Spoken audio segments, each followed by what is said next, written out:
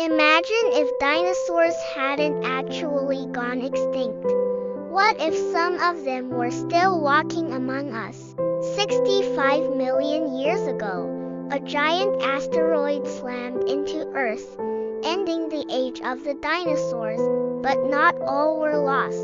Some ancient creatures survived and evolved into something smaller, faster, and closer than you might think. Look at the birds outside your window. Yes, birds are direct descendants of dinosaurs.